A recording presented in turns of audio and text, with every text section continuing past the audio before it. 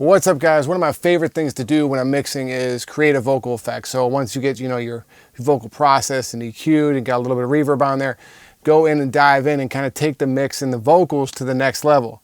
So in today's video, I'm going to show you how I do that in Studio One by throwing delay throws and different kinds of reverbs and pitching vocals to make them really stand out in the chorus or the verse, depending what you're trying to do. Let's go.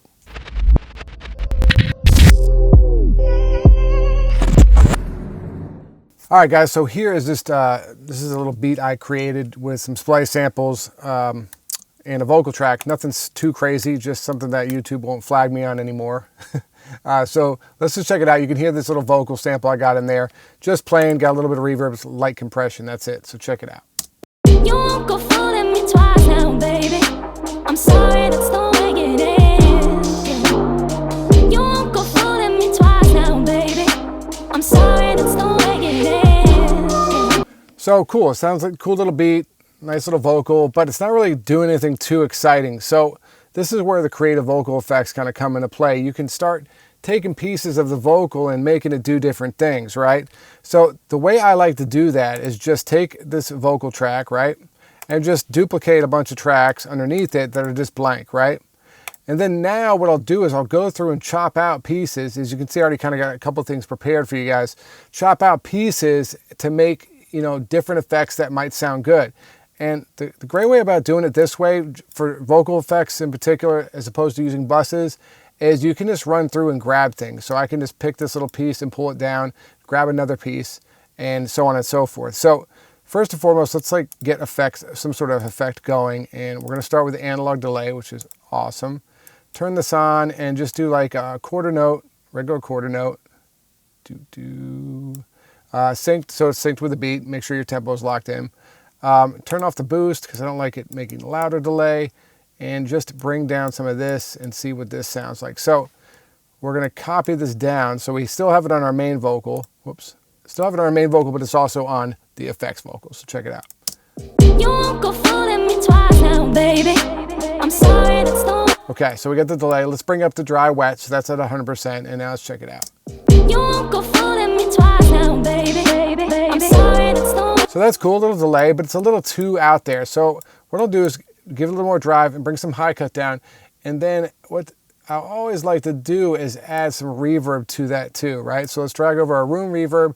You can just leave it at 25%, maybe turn it up or down. You don't want it all reverb, but just a little bit to make that delay kind of float into the background, right?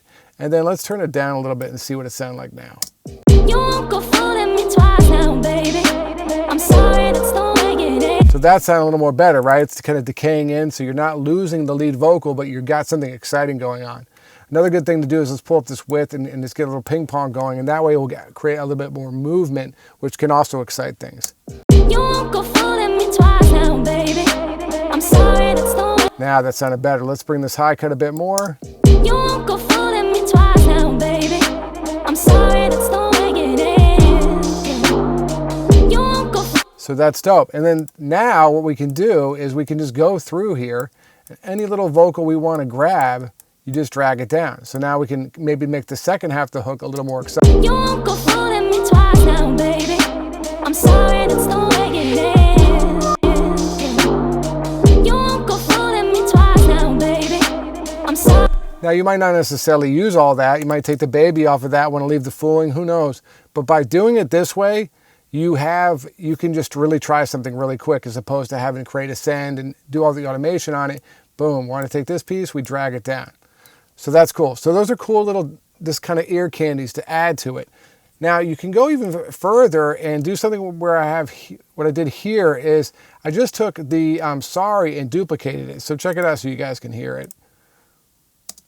I'm sorry, that's the way it is. Sorry. So now we're really manipulating the chorus. We're actually changing the tone. I mean, changing the chorus lyrically a little bit, but just by doing some cut and pasting.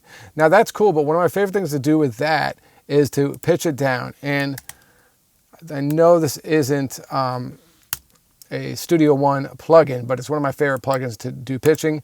Link it, turn it all the way down, right? And so now let's check it out and see what that sounds like. I'm sorry, that's the way it is. Cool, that sounded better, right?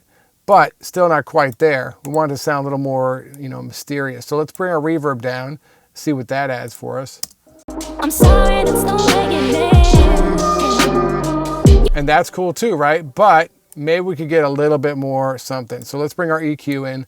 Let's put it before the reverb, right? And let's just try to cut this thing down a bit.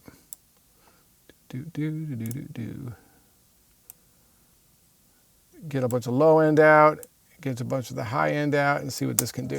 I'm sorry, that's the way it is. I'm sorry, that's the way it is. Get the wrong one. I'm sorry, that's the way it is. I'm sorry, that's the way it is.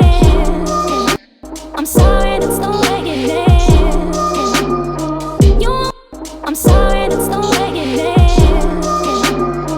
is. So you could even do that, just add some EQ stuff, or if you don't like that, throw on the red light district, the red light district I call it, the red light dirt, and just add some distortion. I'm sorry, that's the way it is. I'm sorry, that's the way it is. So what's really cool about doing it this way is you can just grab all kinds of random stuff that you might not use that much.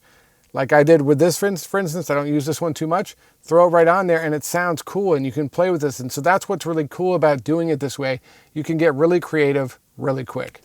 So hopefully that was helpful for you guys as some new ways to use some of the tools you already have. It's a really fun way to do things. And by doing it this way, you can always find things that you might not have done. And that's what I like most about it. You can just drag things down, see what it sounds like on one effect, and then, you know, make 3 or 4 different tracks of different weird effects and just start throwing vocals on there and you'll be surprised at what you come up with. Let me know what you guys think in the comments below. Let me know what plugins you're using for creative vocal effects. If you need a song mix and master, hit me up at mixandmastermysong.com. You can also check out my courses and presets there too. Talk to you soon.